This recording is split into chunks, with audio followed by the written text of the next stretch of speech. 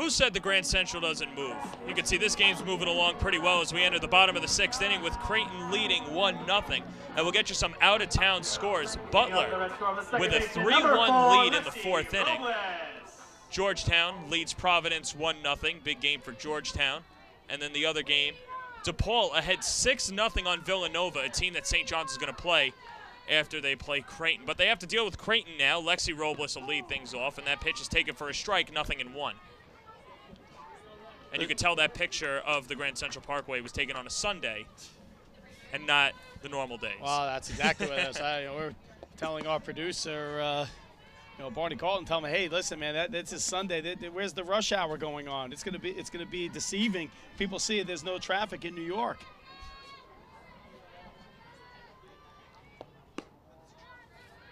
Robles just taking all the way. Count 2-1.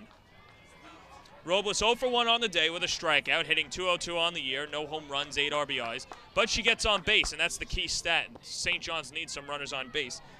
As Changstrom has now retired the last 13 St. John's hitters. And she's really been in a groove. And this has pretty much been the mantra of Changstrom's season.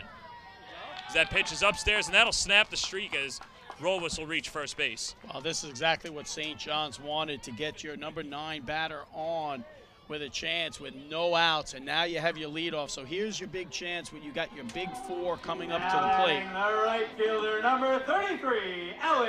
So you got Zuba up at the plate, and now granted, nobody has really figured out Changstrom today except with Caitlin Fitzgerald, and that was only in the top of the 1st inning. Are you thinking bunt here? What's the strategy? She does show bunt, and she pops it up. That'll go back. Well, the one thing you have to remember, too, is you're facing a kid like Becca Changstrom, and where she has the ability to throw a lot of rise balls. And when you're trying to bunt or slap, you don't want to try to bunt or slap a rise ball, because typically once you make contact, it's going to go up in the air. So you have to be careful when to square and when to try to pull back. And, if you could try to slap, would be the ideal situation. Showing bunt again, and that's taken. Well, we saw Allie Reinhardt on Creighton step all the way up in the batter's box. What do you do for a rise ball? Do you go back? Do you go forward? Well, you want to kind of stay home, because chances are a rise ball is going to come up and out of the zone. It's going to be a ball. I like what Changstrom did there, going down for the low one. Because you have Zuba, who's putting the bat up high now. So now you have her thinking and guessing, and now you're looking at a swing away situation. Yes, Zuba is behind 1 and 2. And that's in there, and down goes Zuba. Not very emphatic by home plate umpire Mario Calabrese, but that will punch out Zuba for the first out. Here's a great pitch. She set her up perfectly and went with the off-speed pitch, and she was thinking inside, off-speed out, and just couldn't catch up with it. 9 strikeouts for Changstrom. And here's Reed, who was one of those strikeouts. That pitch is in there for a strike, 0-1. Reed 0 for 1, the strikeout. She walked in the 1st inning. Not the best of series for Reed. Not really hitting any power numbers. She does have that 1 double. She made an error yesterday that led to Allie Reinhardt giving the Blue Jays a 1-0 lead. Landini followed that up with an error of her own as she pulls that foul. So a little chance at redemption for Jackie Reed.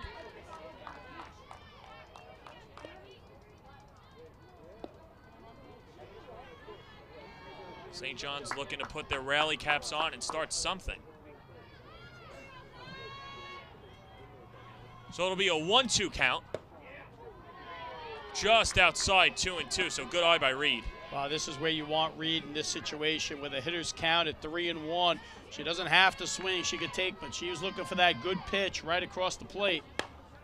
The pitch is rolled on the ground and into left field. That's going to be a base hit just under the glove of Lowe, and St. John's has something cooking here with runners on 1st and 2nd and 1 out. And this is where, when you have a girl like Ellen Zuba up, leading off there, you wanted to try to move Robles into 2nd base, because that would have given her and put her in scoring position. And here she takes the inside pitch down the line, and what a beautiful shot. It was only time until she started getting hot, but now you got 2 more hot hitters coming up, where there's your perfect opportunity to draw some blood here. And Berner will take a pitch on the inside corner. Well, Berner on the day 0 for 2. She flew out to left field and then struck out in the 4th inning. 12 home runs, including a solo home run against Changstrom yesterday. Let's see if she's got any more magic left in that bat. Here's the 0-1, and that's popped straight up. The second baseman, Lewis, is under it. She'll make the grab for the second out. Not sure if the infield fly rule was called. It was. Oh, a great pitch there, but she knew that was going to be one of your most dangerous at-bats with first and second and 1 out, and she gets her on the pop-up. And here's the kid you want up now, Fitzgerald, 1 for 2 on the day. Yeah, she was able to solve the Changstrom equation as that's taken up the elevator shaft 1-0.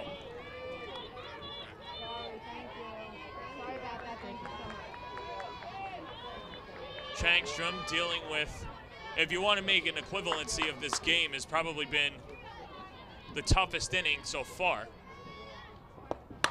So that pitch is popped up again to center field. Allender is there, and Changstrom's able to get out of the jam. No runs, 1 hit, no errors. So we'll see Changstrom really getting it done. 9 strikeouts so far for the pitcher from Creighton. Well, Changstrom just works the plate, working the outside several times, a series of off speeds, a few rises, and this is what makes this young lady one of the most effective pitchers in the Big East.